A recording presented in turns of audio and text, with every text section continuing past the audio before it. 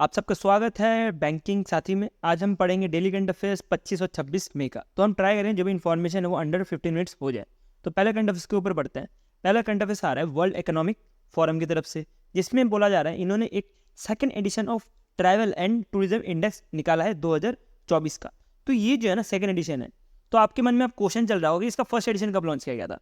तो इसका जो फर्स्ट एडिशन लॉन्च किया था वो 2022 में लॉन्च किया था। आपको इसके बारे में इंडेक्स के बारे में पता नहीं होना चाहिए कि 2022 में क्या था, किसकी रैंकिंग क्या थी, लेकिन आपको पता होना चाहिए कि फर्स्ट एडिशन ऑफ जो travel and tourism development index है इसको लॉन्च किया गया था 2022 में। लेकिन इस बार जो 2024 में लॉन्च किया गया आपको ये ज़्यादा ध्यान रखना है। और इसमें जो इंडिया की रैंक है वो सबसे इंपॉर्टेंट है। वो है कितनी, आप देख सकते हो इधर इंडिया की रैंक कितनी है 59। और इसी से आपको एक और चीज़ ध्यान रखनी है कि इंडिया जो है हाईएस्ट इन साउथ एशिया है, और लोअर और मिडिल इनकम इकोनॉमिक्स में जो कंट्रीज आती है उसमें जो है इंडिया की रैंक सबसे हाईएस्ट है। इसके साथ ही आपको टॉप 3 वाले भी एग्जाम पॉइंट से इंपॉर्टेंट है, आपको वही पढ़ना पड़ेगा। तो टॉप 3 वाले जो रैंक्स है उसमें पहला नंबर पे आता है यूएसए, दूसरे में आता है स्पेन और तीसरे पे आता है जापान।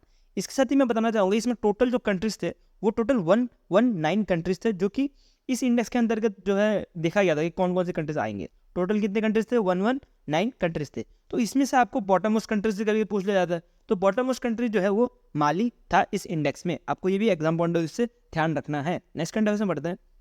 नेक्स्ट करंट अफेयर्स हमारे 2 एमयूज हैं, ये 2 बैंक्स के बीच में साइन हुए हैं। पहला है SBI general insurance company limited, इन्होंने साइन किया है एक एमयू जाना स्मॉल फाइनेंस बैंक के साथ। तो ये जाना स्मॉल फाइनेंस बैंक के साथ क्या करेंगे, ये दोनों एक दूसरे को हेल्प करेंगे। जो ये जाना स्मॉल फाइनेंस है ये ज़्यादा से ज़्यादा कहाँ पे रहेगी, रूरल एरियाज में रहेगी, क्योंकि जहाँ पे बैंक नहीं पहुँच पाता उधर स्मॉल फाइनेंस बैंक का काम होता है। तो ये रूरल एरिया में रहेगी। तो इनके जो भी जाना स्मॉल फाइनेंस बैंक के जो भी कस्टमर्स हैं उनका लाभ ले सकती है, उनको जो है इंश्योरेंस जो है प्रोवाइड कर सकती है एसबीआई जनरल इंश्योरेंस। तो वही करने का काम करेगी एसबीआई जनरल इंश्योरेंस। इसी के आगे इसमें अगर आप देखोगे कि अगर जाना स्मॉल फाइनेंस बैंक क्या कर सकती है, कैसे फ़ायदा उठा सकती है एसबीआई जनरल इंश्योरेंस जो कंपनी है इनका। तो जो भी एसबीआई जनरल इंश्योरेंस कंपनी है ये जो है इंश्योरेंस बेचती है, तो इनका भी जो है बेस होगा अलग से, ठीक है बेस होगा। तो वो जो है जाना स्मॉल फाइनेंस बैंक जो है फ़ायदा उठा सकती है।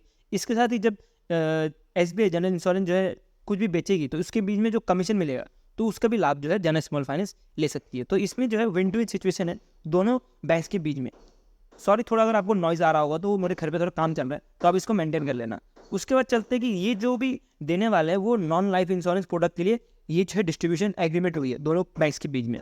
नेक्स्ट करंट अफेयर्स में चलते हैं। Next current affairs axis bank limited की तरफ से आ रहा है। इन्होंने एक तरह का एमयू साइन किया हुआ है। ये किसके साथ किया हुआ है, वीएसटी ट्रैक्टर्स के साथ, लिमिटेड ट्रैक्टर्स के साथ ये साइन करके रखा। और ये जो वीएसटी ट्रैक्टर्स है ये एक तरह का फार्म इक्विपमेंट मैन्युफैक्चरिंग कंपनी है। और ये क्या करेगी, एक्सिस बैंक जो भी इनको पैसे की ज़रूरत है ना, फंडिंग की ज़रूरत है, वो फंडिंग देगी। और इसी के बेसिस पे जो है ये ट्रैक्टर्स जो है बना के फिर जो फार्मर्स को जो नीड है या जो भी फार्मर्स की इक्विपमेंट मैन्युफैक्चरिंग की नीड है उसको जो है पूरा करेगी। और ये इसके लिए जो है पैसा देने का काम कौन करेगी, एक्सिस बैंक करने वाली है।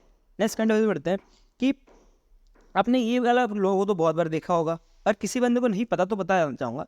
पोर्टर जो है ना एक तरह का लॉजिस्टिक कंपनी है, और ये एक तरह का स्टार्टअप है जो कि 3rd यूनिकॉर्न बन चुका है 2024 के लिए। ठीक है, यूनिकॉर्न्स तो यार 22 में तो बहुत सारे बने थे, बट अब धीरे धीरे यूनिकॉर्न्स कम बनने लगे हैं इंडिया में। तो आपको अभी जो आते हैं यूनिकॉर्न उसमें थोड़ा ज़्यादा ध्यान देना है एग्जाम पॉइंट ऑफ व्यू से। तो ये जो बनी है 3rd यूनिकॉर्न बनी है ऑफ इंडिया 2024 के लिए। तो हमें याद इसके साथ ही याद रखना है कि पहले 2 यूनिकॉर्न्स कौन कौन से थे। तो पहले 2 यूनिकॉर्न्स अगर आप देखोगे तो आपको मिल जाएगी, एक था ओला का स्टार्टअप, एआई स्टार्टअप, जिसका नाम था क्रूट्रिम। तो क्रूट्रिम करके कोई कंपनी है ओला का जो एआई स्टार्टअप से। तो ये जो है पहली बार यूनिकॉर्न बनी थी जनवरी 2024 में। उसके बाद जो है एक फिनटेक सैस कंपनी, मतलब सॉफ्टवेयर एज ए सर्विस, ये बनी है प्रीफोस, क्या नाम है, प्रीफोस करके कोई है इंडिया का स्टार्टअप। ये जो है यूनिकॉर्न बनी है 2024 की। ये दोनों यूनिकॉर्न के बाद अब तीसरी यूनिकॉर्न कौन बन गई है, पोर्टर जो लॉजिस्टिक कंपनी है। ये काम काम करती है। मैं थोड़ा आपको इसके बारे में थोड़ा समझा देता हूँ।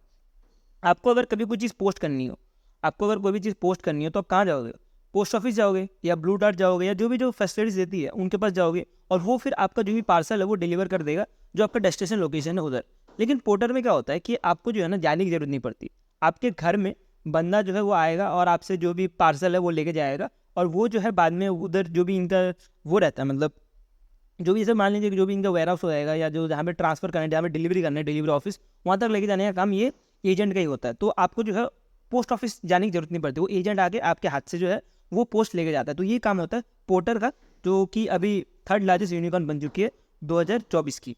तो अगर किसी बंदे को यूनिकॉर्न नहीं पता तो मैं थोड़ा यूनिकॉर्न के बारे में बता देता हूँ। कोई कंपनी की अगर वैल्यूएशन 1 बिलियन से ज़्यादा हो जाए यूएसडी, तो उस केस में जो है उसको यूनिकॉर्न का दर्जा दिया जाता है। नेक्स्ट कंट्री से बढ़ते हैं कि स्पेन जो है 99 मेंबर बन चुका है इंटरनेशनल सोलर अलायंस का। अब इंटरनेशनल सोलर अलायंस में जो है टोटल 119 कंट्रीज है जिन्होंने साइन किया हुआ है ये फ्रेमवर्क, लेकिन इसको जो रेक्टिफाई किया है वो टोटल अब तक 99 कंट्रीज ने ही रेक्टिफाई किया है। इसमें से जो अभी रिसेंटली मार्च 2024 में ही पनामा एक छोटी सी कंट्री है, इन्होंने साइन किया हुआ था, और ये जो बन गई थी 98 कंट्री जिन्होंने रेक्टिफाई किया था इंटरनेशनल सोलर अलायंस को। ठीक है, अगर किसी बंदे को नहीं पता तो इसके बारे में थोड़ा बता देता हूँ कि इंटरनेशनल सोलर अलायंस जो है इंडिया और फ्रांस के बीच में साइन किया गया था 2015 में, और इसके अंतर्गत ये बोला गया था कि जो भी क्लाइमेट चेंज है उसमें उसके लिए लड़ा जाएगा बाय डेवलपमेंट। जितने भी सोलर एनर्जी सिस्टम है उसको जो है डेवलप करके क्लाइमेट चेंज से लड़ा जाएगा। तो उसके लिए जो एक ऑफिस बनाई गई थी और वो बनाई गई थी इंटरनेशनल सोलर अलायंस, और ये जो इसका जो हेडक्वार्टर है अगर आप देखोगे तो गुरुग्राम में मिलेगा। ठीक है, गुरुग्राम में मिलेगा इसका आपको हेडक्वार्टर। आपको बस इतना याद रखना है कि स्पेन जो है 99 मेंबर बना है, और इसके साथ आपको याद रखना है कि पनामा जो है 98 मेंबर था, और टोटल जो है कंट्री जिसने इन्होंने रेक्टिव साइन किया हुआ है वो है 119 कंट्रीज। ठीक है, ये इंपॉर्टेंट है। नेक्स्ट कंट्री से बढ़ते हैं। नेक्स्ट कंट्री से आ रहा है एक Oxford economics global city index. ठीक है, इसमें आपको क्या ध्यान देना है, इसमें दिल्ली की रैंक ध्यान देना है ज़्यादा से ज़्यादा। दिल्ली की जो रैंक आई है वो 350 की आई है। ठीक है, 350 की आई है, और ये जो है हाईएस्ट है इंडिया में। मतलब ये वर्ल्ड के लार्जेस्ट 1000 सिटीज़ में से दिल्ली की जो रैंक आई है वो 350 की आई है। तो ये इंडेक्स जो है उसमें जो पहला नंबर आया है वो देख लो, पहला नंबर आया है वो है न्यूयॉर्क की सिटी जो कि यूएसए में है, दूसरा नंबर है लंदन जो कि यूके में है, तीसरा नंबर है यूएसए का ही जो कि सेंट जोस। आपको टॉप 3 के साथ आपको दिल्ली याद रखना है, उसके साथ बैंगलोर का रैंक याद रखना है 144 रहे, और ये जो है सेकंड हाईएस्ट रैंकिंग है इंडियन सिटी का और इस इंडेक्स में। और इसके बाद जो है मुंबई का 427 है। ठीक है, आपको मुंबई इतना इंपॉर्टेंट है लेकिन दिल्ली और बैंगलोर ज़्यादा इंपॉर्टेंट है। नेक्स्ट कंट्री में चलते हैं कि आरबीआई ने जो भी इनके पास सरप्लस मनी आता है, देखो यार आरबीआई ना किसी नहीं तो किसी तरह से तो पैसे कमाता है। ठीक है, आरबीआई जो रेगुलेट भी करता है और किसी नहीं तो किसी तरह से पैसे कमाता है, वो आपको पता होगा। तो आरबीआई ने हर बार पैसा कमाता है और उसमें से कुछ ना कुछ तो पैसा जो है वो जो है सेंट्रल गवर्नमेंट को ट्रांसफर करता है, जो भी उनके पास सरप्लस मनी होता है वो। तो इस बार जो सरप्लस मनी जो ट्रांसफर किया गया है वो क्या गया है 2,10,874 करोड़। ठीक है, 74 करोड़ रुपीज़ जो है इस बार सेंट्रल गवर्नमेंट को ट्रांसफर किया फॉर फाइनेंशियल ईयर 2024 के लिए। ठीक है, तो ये जो था पिछली बार कितना गया था फाइनेंशियल ईयर 2023 में जो ट्रांसफर किया गया था वो क्या गया था 87,416 करोड़ का, लेकिन इस बार जो है उससे बहुत ज़्यादा है, टोटल 141% जो है हायर है। ठीक है, 141% जो है हायर है सरप्लस सेंड किया आरबीआई ने सेंट्रल गवर्नमेंट को। तो इसमें सेंट्रल गवर्नमेंट बहुत खुश है यार, क्योंकि सेंट्रल गवर्नमेंट ने जो इंटरमीडिएट बजट में इन्होंने डिसाइड किया था ना वो क्या था फाइनेंशियल ईयर 2025 के लिए 1.5 लाख करोड़, लेकिन इससे जो है वैल्यू बहुत ज़्यादा है, कम से कम 60 लाख करोड़ जो है सेंट्रल गवर्नमेंट को ज़्यादा पैसे मिल रहे हैं फ्रॉम आरबीआई के जो भी सरप्लस मनी है यहाँ से। तो थोड़ा बहुत चीज़ें और समझते हैं कि क्या है ये और कौन सी कमेटी डिसाइड करती है। तो ये भी सरप्लस मनी जो है इसको डिसाइड किया जाता है बाय इकोनॉमिक कैपिटल फ्रेमवर्क जो अडॉप्ट करता है आरबीआई, और इसको जो रिकमेंडेशन दी थी कि इसमें ये एक कमेटी जो बननी चाहिए उसकी जो रिकमेंडेशन दी थी वो बिमल जलन जी ने दी थी। और इसमें इसी मीटिंग में ये भी डिसाइड किया गया है कि जो कंटेंजी रिस्क बफर है वो 6.5 से घटा के 5.5% में रख दिया जाएगा। अब किसी बंदे को अगर ये नहीं पता ना तो इसके बारे में थोड़ा हम समझते हैं। हम कंटेंजी रिस्क बफर का मतलब क्या हुआ, इसका मतलब ये होता है कि कोई स्पेसिफिक अमाउंट जो भी सेंट्रल बैंक है जैसे कि आरबीआई है वो कोई इमरजेंसी फॉर्म में रख दे। अब मान लीजिए कोविड का कोई सिचुएशन हो गया या नोटबंदी का कोई सिचुएशन हो गया, तो उस केस में आरबीआई के पास कुछ ना कुछ तो फंडिंग होनी चाहिए ना कि वो उस सिचुएशन को लड़ पाए और हमारे देश को बचा पाए। तो उसी के लिए ये जो है फंडिंग रखी जाती है, और उसी के लिए जो है रेट जो है बढ़ा दी गई थी कोविड के टाइम पे 6.5%, लेकिन अब सिचुएशन नॉर्मल हो रही है तो इसके लिए अभी 5.5% में आरबीआई आने के लिए तैयार हो गई है। तो इसमें जैसे मैंने आपको पहले इधर लिख के दे भी दिया है कि आरबीआई के पास जो भी सरप्लस मनी होता है वो जो है सेंट्रल गवर्नमेंट को एनुअली जो है प्रोवाइड करती है, जो भी जनरेट करते हैं इनकम से फैक्चुलेशन से और जो भी रेवेन्यू कलेक्ट करते हैं बाय प्रिंटिंग द फी, तो वो सब पैसा जो है बाद में वापस सेंट्रल गवर्नमेंट को वापस कर देती है, और वही सरप्लस अगर हो तो फिर ये तो सरप्लस तो रहता ही है नॉर्मली। तो यही जो है इसका न्यूज़ था। नेक्स्ट करंट अफेयर से बढ़ते हैं कि international financial service centre authority इन्होंने जो है कंस्टिट्यूट कर दिया गिफ्ट सिटी को as a global community trading hub. ठीक है, अब देखो कम्युनिटी का मतलब क्या होगा, कोई भी हो सकता है, वो एग्रीकल्चर कमोडिटी हो सकता है, या तो हमारा मेटल हो सकता है, या तो आयरन हो सकता है। ये सब के लिए जो है ग्लोबली सबसे नंबर 1 में बनने के लिए है ये जो है एक तरह का कमेटी बनाई है जिसमें टोटल 21 बंदे हैं। ठीक है, सॉरी थोड़ा पीछे आगे हो गया। तो इसमें टोटल कितने बंदे हैं, 21 जो है एक्सपर्ट कमेटी है, एक्सपर्ट मेंबर्स हैं, और इसको जो लीड कर रहे हैं वो राजीव खेरजी कर रहे हैं। ठीक है, तो ये जो है क्या बनने वाला है, जैसे मैंने बताया कि ग्लोबल कम्युनिटी ट्रेडिंग हब बनने वाले हैं, जिसमें ट्राई करेंगे कि हमारा जो डिफरेंट मेटल हो गया, या एग्रीकल्चर हो गया, या आयरन ओर हो गया, इसमें जो है इंडिया नंबर 1 पे बन पाए। ठीक है, ये एम है ग्लोबल ट्रेडिंग हब्स का। नंबर 1 नहीं भी बन पाए तो एक तरह का ट्रेडिंग हब बन पाए, जहाँ भी ये सब चीज़ जो है ना, जो भी कम्युनिटीज़ है, ये जो है एक दूसरे के साथ ट्रांसफर हो पाए। इसी इतने एग्जाम बॉन्डर्स इंपॉर्टेंट नहीं है कि क्या ट्रांसफर होना है, आपको पता होना चाहिए कि ग्लोबल ट्रेडिंग हब जो है कहाँ पे बना हुआ है। ठीक है, गिफ्ट सिटी गांधीनगर में बना हुआ है। इसके बाद नेक्स्ट कैंटर चलते हैं कि महिंद्रा फाइनेंस को अप्रूवल मिल गया है कि वो जो है कॉर्पोरेट एजेंट की तरह काम कर सकते हैं। अब कॉर्पोरेट एजेंट की तरह काम करने से फ़ायदा क्या मिलेगा कि वो सेल कर सकते हैं जो लाइफ इंश्योरेंस या तो जनरल इंश्योरेंस पॉलिसी होती है उसको, जो भी वेरियस इंश्योरेंस कंपनी जैसे कि LIC हो गया, या GIC हो गया, या डिफरेंट जो भी कंपनीज है, वो जो है अपना इंश्योरेंस जो है सेल कर सकती है थ्रू महिंद्रा फाइनेंस। और ये जो है लाइफ टाइम के लिए नहीं दिया गया है, ये जो दिया गया है आप इधर डेट देख सकते हो। ये डेट बताने का मतलब ये नहीं कि आपको ये डेट याद रखना है, बट आपको पता होना चाहिए कि ये जो भी रजिस्ट्रेशन लेते हैं, ये जो फाइनेंशियल कंपनीज लेती है, तो ये लाइफ टाइम के लिए नहीं होता, ये कुछ समय के लिए होता है, और वही लिमिटेड समय के लिए होता है, जिसके आप देख सकते हो 2027 तक जो है ये जो है टाइम दिया हुआ है, मतलब कि 3 साल के लिए ये जो है एग्रीमेंट साइन हुआ है विद RBI। नेक्स्ट कंट्री पे चलते हैं। नेक्स्ट कंट्री से आ रहा है कि निपुण लाइफ इंडिया एसिड EMCs, इन्होंने पहला साउंड आइडेंटिफिकेशन बनाया है, मतलब कि साउंड आइडेंटिफिकेशन, ये मैं आपको समझाता हूँ। फर्स्ट सोनिक आइडेंटिटी बनाया है जिसका नाम रखा गया है दी साउंड ऑफ फ्रीडम। ठीक है, तो ये वाला जो है ना साउंड ऑफ फ्रीडम, ये एग्जाम पॉइंट ऑफ व्यू से इंपॉर्टेंट है, और इसमें क्वेश्चन बन भी सकता है, और ये पहला है इंडिया का नहीं। ठीक है, आपको ध्यान देना है, ये पहला है इंडिया का नहीं, बल्कि ये पहला है एसिड मैनेजमेंट कंपनी जो कि ऐसा कुछ सोनिक आइडेंटिटी लेके आई है। अब सोनिक आइडेंटिटी किसी को नहीं पता तो मैं थोड़ा बताना चाहूँगा। अब मान लो आपने इंटेल का आवाज़ सुना होगा। ठीक है, इंटेल जब भी आता है तो एक टिन करके कुछ आवाज़ आता है, या तो MI का जब फ़ोन का कोई आवाज़ साउंड आता है, एक सबका एक ना कुछ आइडेंटिटी है ना। MI का फ़ोन का हो गया, जैसे माइक्रोसॉफ्ट का जब आपको विंडो खुलता है तो उस समय कुछ साउंड आता है, तो वो जो है ना साउंड उस कंपनी की आइडेंटिटी है। तो वैसे ही कुछ आइडेंटिटी बनाने की कोशिश की गई है ये निपुण life India acid management company के द्वारा। और इसमें जो इन्होंने म्यूजिक लोगो रखा गया है, इसको नाम दिया इन्होंने मोजो स्पेस। ठीक है, मोजो स्पेस इन्होंने ये नाम दिया। मैं होप करता हूँ जो मैंने आपको समझाया वो समझ आया कि साउंड जो है, जैसे कि माइक्रोसॉफ्ट का जब विंडो खुलता है ना, उसमें जो आपको साउंड आता है तो वो माइक्रोसॉफ्ट का लोगो का साउंड है, तो वो कोई कॉपी नहीं कर सकता, उसको कॉपी करके अपने सिस्टम में नहीं डाल सकता। तो माइक्रोसॉफ्ट है वही को यूज़ कर सकता है, और उससे पता लगता है कि जब भी वो टून आता है तो माइक्रोसॉफ्ट की तरफ से, वो वही सेम चीज़ इंटेल में भी होता है। ठीक है, नेक्स्ट इंटरफेस में बढ़ा कि नेक्स्ट इंटरफेस आ रहा है कि एलोडा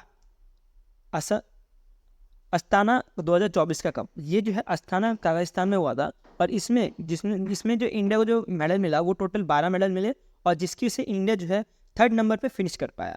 इसमें टोटल जो है गोल्ड 2 है, आपको सिल्वर और ब्राउन्स याद करने की जरूरत नहीं है, गोल्ड याद रखने 2 है, और 2% कौन कौन से आपको ये एग्जाम पॉइंट ऑफ व्यू से इंपॉर्टेंट है। इवन जो इनका इसका जो वेट कैटेगरी है ना, तब होता है इनका वेट कैटेगरी, आपको ये भी याद रखना है। इनका वेट कैटेगरी कितनी है, इनकी वेट कैटेगरी 48 है, और नक्षित की वेट कैटेगरी जो है 52 है। ये जो है आपको मैंने इधर लिख भी दिया कि आपको सिर्फ गोल्ड मेडल ध्यान रखना है। और इसमें जो टॉप मारा था आपको याद रखना है कि काजाकिस्तान जो है टॉप मारा था इन टर्म्स ऑफ मेरिटरी, और 2nd नंबर पे जो है चाइना आया है, जो कि एग्जाम पॉइंट से इंपॉर्टेंट नहीं है, तो मैंने इधर नहीं डाला हुआ है। नेक्स्ट करंट अफेयर्स से बढ़ते हैं। नेक्स्ट करंट अफेयर्स क्या है हमारा, नेक्स्ट करंट अफेयर्स जितने भी वन लाइनर्स हैं मैंने इधर डाल दिया। एग्जाम पॉइंट ऑफ व्यू से इसमें डिटेल में नहीं पढ़ना, वन लाइनर मतलब वन लाइनर, इसको सीधे एक बार में गो थ्रू करो। तो first ever emergency medical response system बनाया गया है बाय इंडियन एयरफोर्स, और ये सिस्टम क्या करेगा, ये एक तरह का 24/7 टेलीफोनिक मेडिकल हेल्पलाइन नंबर देगा। एक हेल्पलाइन नंबर है, जो भी एयरफोर्स पर्सनल्स हैं, जो भी एयरफोर्स के जो पर्सनल्स हैं वो जो है इसका लाभ ले सकते हैं, और कुछ भी अगर मेडिकली प्रॉब्लम होती है तो वो 24/7 जो है फ़ोन कर सकते हैं EMRS को। तो ये सब कुछ फैसिलिटी निकाला है डिफेंस इंडियन एयरफोर्स ने, तो आपको ये एग्जाम पॉइंट ऑफ व्यू से ध्यान देना है। नेक्स्ट कंट्री में चलते हैं। नेक्स्ट करंट अफेयर्स ये जर्मनी की तरफ से आ रहा है कि इनको एज अ एग्जीक्यूटिव रोल से जो है नॉन एग्जीक्यूटिव रोल में शिफ्ट कर दिया है इन्होंने खुद, और ये जनवरी 2025 तक लागू हो जाएगा। ठीक है, नेक्स्ट करंट अफेयर्स में चलते हैं। नेक्स्ट करंट अफेयर्स वापस से अपॉइंटमेंट है। ये जो है टूलाम जो है जनरल थे, और इनको जो है एज अ प्रेसिडेंट बना दिया गया है। कहाँ का? वियतनाम के लिए। और ये जो है बनाया है 5 साल के लिए, 2021 से 2026 तक जो टेन्योर है उसके लिए बनाया गया है। ठीक है, नेक्स्ट करंट अफेयर्स बढ़ते हैं। नेक्स्ट करंट अफेयर्स आ रहा है हमारा EPFO की तरफ से। EPFO में ये बोला जा रहा है कि जो भी फॉर्मल जॉब क्रिएशन है वो बढ़ चुका है 11.4% से, और ये जो है वो टोटल बनता है 15.4 मिलियन। और इसको अगर कंपेयर करें फाइनेंशियल ईयर 2023 से, तो आपको मिलेगा कि फाइनेंशियल ईयर 2023 में था 13.85 मिलियन। तो ये इतना इंपॉर्टेंट नहीं है, लेकिन आपको ये वैल्यू याद रखनी है। इसके साथ आपको परसेंटेज याद रखनी कि 11.4% था फाइनेंशियल ईयर 2024 में। और इस रिपोर्ट को निकालने वाले वो डेटा कौन निकाला ये रिपोर्ट को, तो उसके लिए आपको याद रखना है कि प्रोविजनल पे रोल डेटा ने ये EPFO का जो डेटा निकाला गया है। नेक्स्ट करंट अफेयर्स वापस से ही आपको सारे के सारे ऑनलाइनर से मिलेंगे। तो ये 2 दिन का ऑनलाइनर से थोड़ा ज़्यादा होगा इसकी वजह से। तो ये 2 दिन में जो आपको पहला जो अपॉइंटमेंट है, इसमें आपको ऑनलाइनर में मिल रहा है कि प्रदीप नटराजन ये जो है एज अ ED बने हैं IDBI फर्स्ट बैंक के साथ। इसके साथ ही जो एक और न्यूज़ आ रही है कि IDBI फर्स्ट बैंक जो है मर्जर हो चुका है, आपको आगे मिलेगा। तो IDBI फर्स्ट बैंक इधर लिखा ही है, सॉरी इधर आपको मिलेगा भी। IDBI लिमिटेड जो है वो IDBI फर्स्ट बैंक जो है लिमिटेड इन्होंने मर्जर कर दिया है IDBI लिमिटेड के साथ, IDFC लिमिटेड के साथ। तो IDBI नहीं, IDFC यार, IDFC फर्स्ट बैंक जो है मर्ज कर दिया गया है IDFC लिमिटेड के साथ, और ये जो है मर्जर करके IDFC बैंक बन चुके हैं। ठीक है, तो आपको ये ध्यान रखना है। नेक्स्ट करंट अफेयर्स में चलता है कि नेक्स्ट करंट अफेयर्स क्या आ रहा है कि कार्लसन, आपको इसका नाम तो यार कितने बार सुना होगा, चेस मास्टर है ये मैग्नस कार्लसन। ये 5 टाइम वर्ल्ड चैम्पियनशिप जीते हैं, और ये जो है पिछली बार एक टूर्नामेंट हुआ था, आपको पिछले हफ्ते मैंने पढ़ाया, तो वो एक टूर्नामेंट आपको याद रखना है। उसके साथ ही आपको ये वाला टूर्नामेंट भी ऐड कर देना है। इसके आपको याद रखना है कि इंडियन पर्सन इस टूर्नामेंट में कौन से रैंक में आए थे। तो विश्वनाथन आनंद के बारे में सुना होगा, ये ग्रैंड मास्टर है। तो ये जो है 3रे नंबर पर आए थे इस बार। ठीक है, मैं जो भी ये एग्जाम पॉइंट ऑफ व्यू से कार्लसन मैग्नस है ना, तो ये मैं जो कार्लसन मैग्नस वाले जितने भी एक साथ स्पोर्ट्स वाली न्यूज़ है वो मैं एक साथ कर दूंगा, जिसके से आपको पढ़ने में हेल्प हो मंथली में। ठीक है, तो नेक्स्ट करंट अफेयर्स में चलते हैं। नेक्स्ट करंट अफेयर्स आ रहा है कि ये एक जर्मनी की ऑथर है जेनी, इनको जो है एक अवार्ड मिला गया है। इनके साथ ही एक और बंदे हैं माइकल हाफमैन, ये दोनों को एक अवार्ड मिला गया है जो कि बहुत ज़्यादा इंपॉर्टेंट है, जो कि बनता है इंटरनेशनल बुकर प्राइज़ 2024 का। और इन्होंने एक बुक लिखी गई है जिसका नाम कायोस रखा है, और ये बुक की वजह से ही जो है इनको जो है ये अवार्ड दिया गया है। और इसी जो जेनी है ये पहली जर्मन बनी है जिसको ये अवार्ड दिया गया है। और ये जो माइकल हाफमैन है ये पहले मेल ट्रांसलेटर बने हैं, और इनको क्या मिला है? इंटरनेशनल बुकर प्राइज़ मिला है। आपको एग्जाम पॉइंट ऑफ ये ध्यान रखना है। इसका भी ये ध्यान रखना है जो कायोस है ये जो है पहला translated from Germany to English, Germany से इंग्लिश में बनाने वाला पहला बुक है जिसको इंटरनेशनल बुकर प्राइज़ का अवार्ड मिला है 2024 का। ठीक है, एग्जाम पॉइंट ऑफ व्यू से इतना काफ़ी है, इससे ज़्यादा डिटेल में जाने की कोई ज़रूरत नहीं है। ये एक रिपोर्ट आ रहा है वर्ल्ड बैंक की तरफ से, जिसमें बोला जा रहा है कि ये एक रिपोर्ट जो आ रहा है इसमें बोला जा रहा है, उससे पहले हम ये समझते हैं ये रिपोर्ट का नाम क्या है। ये रिपोर्ट का नाम है state and trend of carbon pricing 2024, और ये जो है एनुअल रिपोर्ट था, 11वां एनुअल रिपोर्ट था। और इस रिपोर्ट में ये बोला जा रहा है कि जो कार्बन प्राइसिंग है वो बहुत ज़्यादा बढ़ चुकी गई है। और ये जो है कार्बन प्राइसिंग होती क्या वो समझते हैं आगे। पहले तो हम समझते हैं कि जो बढ़ी है वो कितनी बढ़ी है, वो बढ़ी है 104 बिलियन। 104 बिलियन मतलब कि जो 100 बिलियन का मार्क है ना, ये पहली बार ये 100 बिलियन का मार्क जो है पहली बार क्रॉस कर दिया गया है in terms of carbon pricing. अब किसी बंदे को कार्बन प्राइसिंग नहीं पता तो उसको मैं थोड़ा बताना चाहूँगा। कार्बन प्राइसिंग का मतलब क्या हुआ कि ये तरह का मेथड होता है गवर्नमेंट का to address the climate change को एड्रेस करने के लिए, जिसमें गवर्नमेंट जो है कुछ न कुछ जो है पैसे लगाती है। मतलब कि मान लीजिए एक छोटा सा एग्जाम्पल ले दो तो आपको अच्छे समझ आएगा।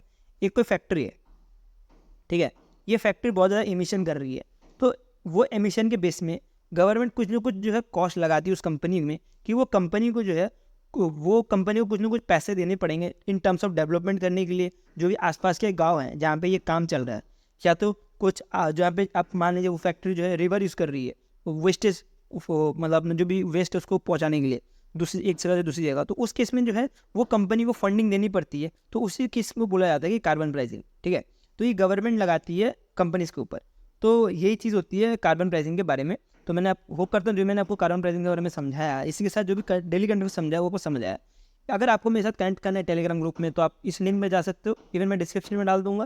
तो आप यहाँ से वीकली पीडीएफ और मंथली पीडीएफ भी डाउनलोड कर सकते हो। इसी के साथ अगर आपको weekly PDF, weekly current affairs भी पढ़ना है, तो आप इस वाले वीडियो में क्लिक कर सकते हो। इसके बाद मैं आपको इधर ही मिलूंगा। अभी के लिए हम इतने रखते हैं। Thank you for watching this video.